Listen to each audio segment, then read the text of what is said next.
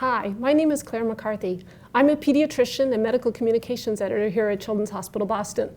And today we're going to talk about allergies. On the screen you'll see that there's a box where you can ask us questions. We won't be able to answer specific questions about your child, but we'd really love to do everything we can to help you learn more about allergies and how they affect your child and what you can do. Here at Children's, we want to do everything we can to make your child healthy. We are ranked number one in more specialties than any other children's hospital in the nation. We are very proud of that. We also have locations not just in Boston, but around Boston, places that are close to you, places like Lexington, Peabody, Waltham, Weymouth, other community hospitals as well. So we are here to give you the care that you need in a place that's convenient to you. As I said, we are really proud of all that we do at Children's Hospital Boston. And we'd like to show you a little bit of a video that tell you more about Children's Hospital.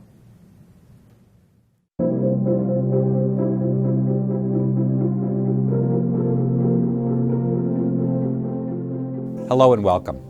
I'm Dr. Jim Mandel, the Chief Executive Officer of Children's Hospital Boston and a practicing pediatric urologic surgeon. More than 140 years ago, Children's began as a small hospital for poor urban children. Today, however, we're one of the largest pediatric medical centers in the country, offering comprehensive healthcare services for all children, from the tiniest premature baby to young adults ready to transition to adult care. Even though we've grown, we still treat every child as if he or she were our own. We've been nationally recognized for leadership in pediatric healthcare and have been named one of the best children's hospitals in the country every year by U.S. News and World Report. And while those accolades are nice, there's nothing more vital to us than the satisfaction of our patients and families. We understand that no one knows your child better than you do, which is why you'll be an active participant in your child's care while you're here. We call this our family-centered care model, and it informs every decision we make, from what course of treatment is best to what kind of food we serve in our cafeteria. In addition to our top-notch clinical care, Children's is home to the largest pediatric research facility in the country. What this means to you is that our clinicians and researchers work closely together to develop new technologies and treatments and bring the best, most current care to our patients. With this science-driven approach, we have the brightest and most talented minds finding answers to the toughest questions. Colleagues often tell me that they're amazed at how long employees stay at Children's, and I tell them it's because of the Children's culture of dedication and commitment. From our exam rooms to our ICUs, your children will receive the most tender, compassionate care from dedicated professionals. And around every corner, hope and optimism reign. If you come to us for your child's care, we'll do everything we can to make it a positive experience and focus all of our efforts on providing the best care to your child.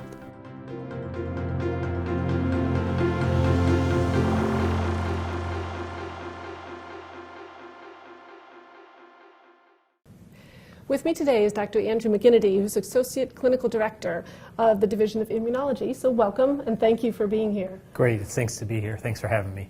I know as a primary care pediatrician, I'm starting to hear a lot about allergies from families, and I imagine you guys are starting to see more patients as well. Yeah, it's very early this year. We had a very warm winter, and then we've had a very warm spring. So, typically we don't see allergies until the sort of beginning to middle of April. They're already out there. In the Northeast, the tree pollens come first, and they're already there, and then we'll see grasses a little bit later in the spring, both of those lasting until about June. July is often better, and then we get ragweed and other weeds in the fall. A couple things we'd like to focus on today is how to know if you have allergies and how to differentiate them from illnesses that can cause similar symptoms like viral infections or influenza, what to do if you do have allergies to reduce your symptoms, and when you need to seek treatment, and what you can do, what treatment options are out there for patients with allergies that are hard to control. How do you know? I mean, a kid comes in or walks into the house, it's rubbing eyes, asking for a Kleenex. How do you know whether it's a cold or an allergy? Yeah, so that's a great question. A couple things that you can do to distinguish. So that really itchy nose and eyes are often typical of allergies. Mm-hmm. Allergies often last longer, weeks, not just a few days, like colds. But it can be similar. Runny nose, sneezing, all that can go together. Fever, on the other hand, is not typical of allergies. So even though people often call seasonal allergies hay fever, it's sort of a misnomer because hay doesn't cause it, and it doesn't usually cause a fever. It does sort of emphasize, though, how severe the symptoms can be. Often people who don't have allergies think, oh, it's just a little runny nose, and minimize it. But people really feel systemically ill at times, and it can really affect them in a lot of ways. How do you talk to people about the importance of treating allergy symptoms? I think a lot of people think, oh, it's allergy season, I'm just going to be this way for a while. Right, so nobody dies of allergies, really nobody gets hospitalized, so it's easy to underestimate the impact. We think kids miss about 2 million days of school a year because of allergies in the U.S. And there have been a couple good studies that show that school performance when the kids are there are down. Part of that's just they're distracted with the allergies, their nose is itching, their eyes are itching, it's running, they're grabbing for tissues. And then use of certain medicines like sedating antihistamines, for instance, Benadryl, can really decrease performance. And so we really try to avoid those in our patients with allergies. So it really is important to not just treat the allergies, but be sure that you're treating them well. Yes, that's exactly right. People really in this day and age shouldn't feel miserable or because they have allergies. It shouldn't really affect their sleep or school or work. Okay. So what kind of things do you do when a child comes to see you with allergies? Sure. So typically if you make it to see an allergist, your allergies are pretty significant and haven't been helped by sort of basic treatments. We usually test people so we can identify what they're allergic to, which can give us some guidance as to how to avoid it, which I think we'll get to in a second. The testing we typically do is called skin testing. And while people are scared of that, it's usually not so bad. We use these little devices that are a little bit like combs, and we put a drop of liquid of containing the proteins of what they could be allergic to, like grass pollens, cat, dog, etc., and then just scratch the outer layer of skin. And if it gets sort of red and itchy, that's an indication they're allergic. Okay. But do most people need allergy testing? So I think that it's really for people who aren't well treated with sort of more basic measures. So the first thing that you can try just over the counter are non-sedating antihistamines. So what we call first generation or sedating antihistamines are medicines like Benadryl, and they really cause a lot of sleepiness because they get into the brain where there are a lot of histamine receptors. And so we try to avoid those. But there are medicines, for example, loratadine, which used to be Claritin, fexofenadine, which is the generic name for Allegra, and cetirizine, which is the generic name for Zyrtec, which are all available over the counter, work well, and cause no or minimal sedation. So I think for most people with allergies, they can try those first, maybe even before they seek medical advice. And sometimes we can even guess what you're allergic to by the pattern. If you have symptoms year-round, it's probably something indoors. If it's in the spring, it's probably tree or grass pollen. How do parents choose which one? Yeah, really nobody knows, and there's no comparative studies. Loratadine and fexofenadine are thought to be completely non-sedating, so those are probably good places to start. They're all available in liquids for younger kids, and all generic, so they're very inexpensive. So those are reasonable places to start. And should parents expect to see an effect right away when they start taking them? Yeah, within a couple hours. The antihistamines really treat the symptoms. They don't get to sort of the underlying cause or the inflammation in the nose. And so they work sort of the 24 hours after you take them, and then they're out of your system. I know that sometimes with some of my patients, it can take a few days before they really get the full effects. That's right. And for people with bad allergies, we actually recommend starting before the season starts because there's pretty good evidence that if you can prevent inflammation, that's better than trying to treat it when you get it, which I think is a little bit like if you keep your room neat, it's easier to keep neat than if you wait till it's a mess and it takes a long time to clean it up. So do you suggest then that parents at the first sign of any kind of allergy immediately start with these medications? If you know this is a problem for your child, you've identified allergies in the past, you know your child's allergic, and here comes the season, I would. If tomorrow your child starts getting a little runny nose, that's at least as likely to be a cold, so you might hold off. The medicines are safe though, so that if you use them and it's unnecessary, there's not a significant downside. Are there particular side effects that are common that parents should be aware of? Yeah, they can. Really, they're by almost everybody, they're well tolerated. A few kids they will seem to make sleepy, a little bit of dry mouth, but really those are the exceptions. Okay. One thing that I know that I'm often telling kids in my practice is to be using fluoride rinses would be particularly taking care of their teeth when they're on allergy medications. I don't know if you want to mention anything about that. Yeah, I think that's good. Some of the medicines we use can cause problems with the teeth, and so I think all that kind of stuff, having good oral hygiene is good. It's probably good anyway. What are some other things besides medications that families can do? Yeah, so there's a lot of things that we recommend if you either know what you're allergic to or you sort of guess. So one thing is to try to minimize the amount of time you're exposed to pollen. So when you're outside, the pollens are all over and they're going to get on you. So when you come inside, we recommend that you change clothes. And if you've been playing outside, that before you go to bed, you shower and wash your hair, because otherwise the pollen gets on your hair and then it gets on your pillow. And so instead of breathing it for an hour or two when you're playing outside, you're breathing it in all night. And so that really can cause a problem. Likewise, changing clothes when you come in can avoid it. Some other things we recommend is that air conditioners typically really purify the pollens out of the air, and so running them even if you don't need them for the cooling effect, or if you don't have central air conditioning, putting a window unit in your allergic child's bedroom, that can really help decrease the inside exposure. And if we can shorten the amount of time kids are exposed to a couple hours a day from all day, that can really make a big difference. I imagine windows too, keeping them closed. So windows closed, exactly, and run the air conditioner. What do you tell families if they can't have air conditioners throughout the house? I mean, just have some parts the windows closed? I mean, I think that the kids spend the most time in the bedroom. Many kids do their homework there. They sleep hopefully at least 8 or 10 hours a night. And so really, if we can focus on the bedroom, I think that's something to do. For kids who are allergic to dogs and cats and aren't willing to get rid of the animals, which is, of course, we recommend they keep them out of the bedroom, keep the door closed, and run an air purifier, which can help decrease the amount of dander they're exposed to, at least during that time that they're in the bedroom. Do you recommend anything for other parts of the house? Vacuuming, things like that? Yeah, vacuuming's probably good because the pollens and other allergens can stick in the carpet. Probably best for the child not to be there when the vacuuming is done, or at least for an hour or two after, because there's all that dust in the carpet. It gets stirred up and then settles down over time. So the allergen levels actually go up after vacuuming and then slowly settle down. That's important to know. What about things like mowing the lawn or things outside? Do you have any advice for families about that? It's really, although people are allergic to grass pollens, it's really the grass pollen when the grass grows high and pollinates. So the grass itself, mowing shouldn't be any bad. We used to think, pollens can travel miles, but it turns out a lot of the pollen is deposited within a pretty small radius around trees. So you probably, if you know you're allergic to trees or certain trees, you probably don't want to plant those around your house, although we don't recommend chopping them down if they're already there. Good to know. Any other things around the house? I know I have patients with asthma who are allergic to mold. Yeah, so mold can be a big problem. Cleaning anywhere that's moldy with a dilute bleach solution can help. Also keeping the relative humidity below 40 or 50% is helpful. Wet areas, basements, bathrooms, kitchens tend to be the worst places. Most people don't need extensive remediation for mold. They just need to keep the humidity down and clean mold where they see it. Another big trigger, especially for asthma, is dust mites. Keeping humidity down, getting occlusive covers for bedding, and then washing sheets in hot water once a week can be helpful.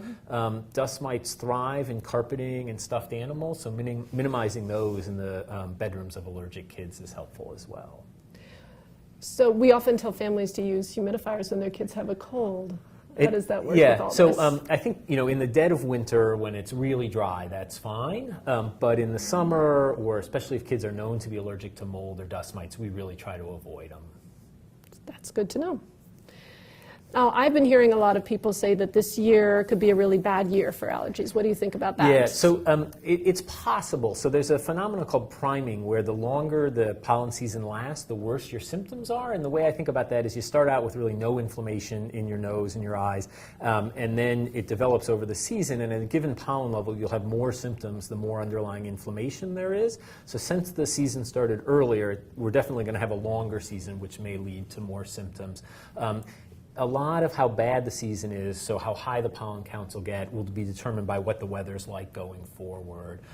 So warmer weather, higher pollen counts. Interestingly, rain seems to wash the pollen out of the air, so a good time to go outside for people with pollen allergies is after the rain is done, because the pollen levels are low after the rain sort of washes everything out. So good to invest in some good rain boots and puddle boots and get them outside to play then. What about global warming? Yeah, so this is an interesting topic. So there's a couple ways in which we think global warming affects allergies. One is plants that are grown in warmer temperatures and with higher CO2 levels, both of which are associated with global warming, produce more pollen. And so the pollen levels get higher. The second thing is that in southern climates, there are often 2 grass pollen seasons, and then in very southern climates like southern Florida, there's really grass pollen year-round. So our seasons are going to get longer as it gets warmer. There may be 2 seasons for certain allergens, and eventually we may have almost year-round allergies. So that will make things worse. There also is as the temperature shifts, different plants come in, and so there may be, for example, more ragweed but less of some trees based on changes in sort of the endogenous fauna with changes in, flora, with changes in overall temperatures. Wow, that's kind of scary. Yeah. Well, then is there anything that parents can do to prevent their kids from getting allergies? Yeah, so there's not a lot of clear things that prevent allergies. So it's clear that living on a farm in close contact with farm animals seems to decrease allergies. That's not a realistic option for most of us. And these studies are done in Germany where they have these small family farms where really a wing of the house is where the livestock live. So these kids are really, really close. There's a little bit of data that having pets actually prevents allergies, but that's a confusing thing to study. There's a strong genetic component to allergies, and so parents who are allergic are more likely to have kids that are allergic. Parents that are allergic, we think, are less likely to have pets. So it's not 100% clear if having the pets prevents allergies, or if the parents who are more likely to have kids that are allergic are more likely not to have pets. Breastfeeding probably is protective, but other interventions like either introducing some foods early or late or keeping the house cleaner probably, or haven't been shown anyway to make a dramatic difference. Wow. How early can you know if a child has allergies? Yeah, so there's sort of a misconception out there that 5 or 6 or 3 is the earliest you can test for allergies. So one of my colleagues actually looked at all the kids we tested at Children's Hospital over a period of time. And interestingly, about a third of kids less than 2 were sensitized or allergic to something in the environment. Now, obviously, those are kids who made it to an allergy visit at Children's, so that's not 30% of every 2-year-old out there, or kid younger than 2. And that so while allergies increase as kids get older, they can really occur at any age. In that study, 75 to 80% of kids who were tested over age 10 reacted to at least one allergen in the environment. What about blood tests for allergies? Yeah, so there's two basic ways of testing, skin testing and blood testing. Skin testing is a little bit more sensitive, meaning we'll pick up more kids with allergies, but the blood tests work well too. The sort of advantage of a blood test is you don't have to go to a special clinic to get it done. Pediatricians can do it, and that can be a valuable test. Okay. I don't know whether we should go to some questions now from our readers, or? Either way is fine with me. Okay, all right, great. One of our readers asked, I didn't have allergies before, but I'm getting them now. Is it possible to get them over time? Yeah, so presumably almost every kid is born without allergies and then develops them at some time. We think the peak sort of prevalence of allergies is in the late teenage years, but there are people even in their 70s and 80s who develop allergies. So it's never too late. Right, it can be any time. Bummer, huh? Are there any home remedies? Yeah, so nothing, besides what we discussed that clearly works. There's been this recent interest in local honey as a way to sort of make your body not allergic, but there's not really a lot of data that works.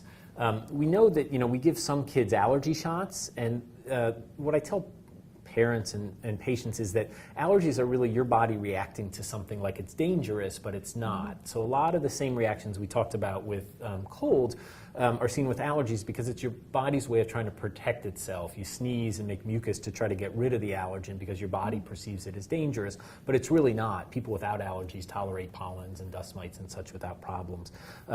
And so when we do allergy shots, that helps re-educate your immune system not to be allergic, and the idea is maybe local honey would do the same, but there's really not conclusive data or even really very good data that it helps.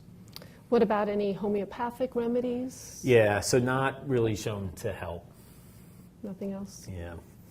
Some people like the neti pot or nasal saline rinses, and that probably does help by just washing mucus and any allergens out of your And what nose is and a neti sinuses. pot for? So a neti pot is basically a little pot that you heat or warm saline water in, and then you pour it into your nose, and it's sort of rinsing out everything in your nose, including allergens that could be there, mucus, stuff like that.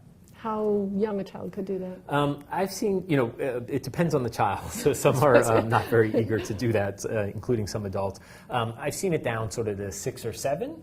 Some kids will tolerate it. Other, teenagers absolutely refuse to do it. So Doesn't sound very appealing. yeah. But if it helps. Some people swear by it, think it really helps. There's also, in addition to the neti pot, just saline sprays that you can buy over the counter, and those can be helpful for people. So someone wrote in, allergies are making my eyes red and puffy. Is there a quick temporary solution for getting rid of this for like a job interview? Yeah, so I think the 2 things you can do quickly is, one, just take an antihistamine. So those are very effective for eye symptoms. And then there are over-the-counter eye drops for allergies as well that can help. I don't know how quickly, maybe not fast enough for your job interview if it's today, but for tomorrow they should help. So you should try to plan ahead at least a little bit. Yeah. What about things like Visine? Sometimes people will use those. Yeah, Visine's a vasoconstrictor, so it'll provide some benefit to at least get rid of the redness, but probably isn't a good long-term solution. And I think that's important for people to know, because I think sometimes people think that that's treating the allergies, Right. but it's not. Right, it's really just a little bit treating the symptoms. Okay. Is there any correlation between congenital heart defects and asthma or allergies? Not that I know about. We think up to 40% of kids have allergic rhinitis, and so it's likely, therefore, that whatever other illness you looked at, a significant fraction of kids would have allergies as well, but I don't think there's a specific relationship between congenital heart disease and allergies. And now some of these medications, I know Benadryl we give to kids under the age of 2, but a lot of the other ones we very often don't use in toddlers. So what do you do with a toddler with allergies? Right, so I'm happy to use these. I think they're much safer than Benadryl. The sort of next step, if antihistamines don't work, are nasal sprays, which are steroids, but because they only act on the lining of the nose and maybe a little bit on the sinuses, they're really not absorbed in significant amounts into the body. And some of those are approved down to age 2, and so that's a good solution for a lot of toddlers. Again, they may not be too thrilled to get a nasal spray, but it does work well if you can coerce them to do that. How are allergies and asthma related? Yeah, so about 60 to 70% of kids with asthma we think have allergies, and in many of them it plays a significant role. So there's some pretty good studies that have been done in the last few years showing that avoiding things you're allergic to can help improve your asthma. In addition, we know that treating your allergies can help your asthma. We have this fancy thing now called the one airway hypothesis, which really says that from your nose down into your lungs is all connected, and if you have inflammation in your nose, that's going to somehow transmit down to your lungs. And so when we see patients with asthma that we're having trouble getting good control of their asthma, we'll often focus on their allergies, and that can be helpful. And we do see, especially in the older kids with the bad seasonal allergies and the athletes who play outside a lot this time of year, soccer, lacrosse, that if their allergies and asthma aren't controlled, that can be very limiting for them. And we certainly know that the home care really makes a big difference when it comes to allergies and asthma. Yes, right? that's right. You got to be consistent. So it's easy to, suffer from your allergies and do something once, but a lot of the medicines for both of those really work better when you take them every day. And so it's sort of a commitment, but to really be well controlled, often patients have to make that commitment, take their medicine once or twice a day, even though it's not easy to remember. It really works better that way. We have a video about a program that Children's Hospital has to help kids with asthma, to help reinforce some of the messages that Dr. MacGinnitie gives and keep them out of the hospital. Asthma is very, very, very stressful because sometimes you find yourself being cut short of all the things that other kids are being able to do. It feels as though someone's choking me and I can't breathe that much. When my asthma is bothering me, it feels like I'm running 18 laps around the Great Wall of China. Having asthma, I can't be able to run as fast as I want to play the sport that I really love. So I have to do my pump just before I start running, but then I won't start wheezing right in the middle of practice. When I'm sick, I need my pump before I start the game. And sometimes when I run into a base, I get like wheezing and get not that good. Sometimes they switch me with my another player and sit me down on the bench. Having asthma is like not being able to breathe for a long amount of time because you have to go to the hospital if you can't breathe, and you have to take a lot of medicines, and you have to get an IV. That means you have to stay. I take my medication when I feel as though I'm about to wheeze or when I am wheezing. Buterol, Flovent, Simicort. I think that's all of them. In the morning, I take Buterol, and I take my inhaler when I'm like playing sports or something, and when I'm wheezing. I missed a lot of school days this year, and my mom has missed a lot of work days because of my asthma. I don't talk to my friends about having asthma because I just want to feel normal like they do. So I kind of just brush it under the table. What makes my asthma worse at school is the dust mites on the rugs, because when I sit on the rugs, I start coughing a lot, and the bathrooms are just really, really dirty. I see the school nurse, but I feel sometimes that they don't really understand. Like they ask me to keep my asthma pump there with them and my asthma medication there with them. But I was trying to explain in an event of emergency, I need to have it with me. It's like I need to have my EpiPen with me because I can't make it all the way up there to come see you. It would be helpful for everyone to know that they at least need an extra pump in their school bag or somewhere. They know they could take it out immediately for when they're wheezing. I would want adults to stop smoking to help all the kids with asthma breathe better. Know that asthma can be controlled. Like, don't sit around and pout all day that, I wish I didn't have asthma, You have it, but it's up to you to control it. You can control asthma, but asthma can't control you.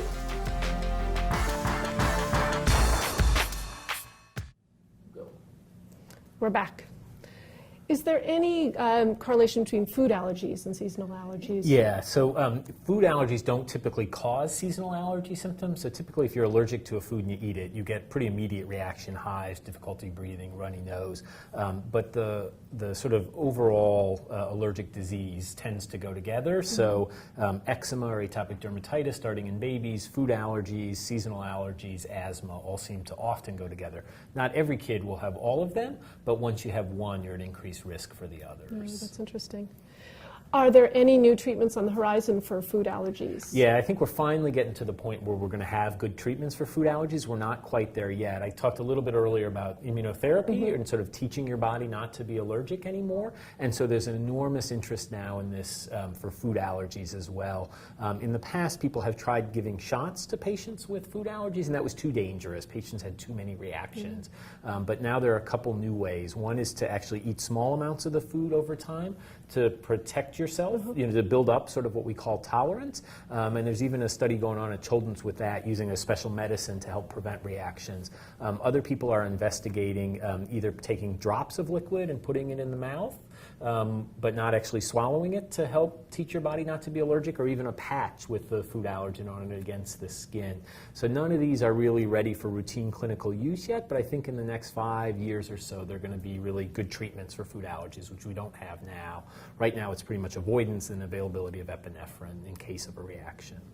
And obviously these would be things that parents shouldn't be trying at home. Yes. They shouldn't be trying to give their child a little bit of peanut butter. Yes, absolutely. That would be a horrible idea. Really, these should be only done at this point in the context of a controlled clinical trial. In all these, it's always done in the hospital or in a physician's office so that any reactions can be treated. Great. And I don't believe we have any more questions. This has been really great. If you have more questions or you'd like to make an appointment for your child, you can call 617-355-6117 or 888-IWHEEZE, that's I-W-H-E-E-Z-E, although we hope you don't, and we'd like to stop you from doing so. If you call that number, you can make an appointment.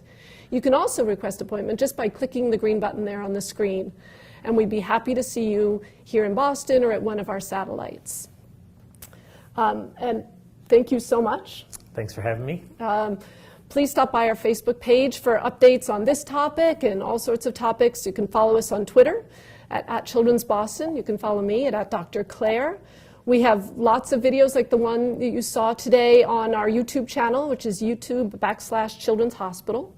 You can also read our blog, read me and all the other people, at childrenshospitalblog.org, and visit our website, childrenshospital.org, for lots of information, not just on asthma and allergies, but all sorts of health topics that affect your child.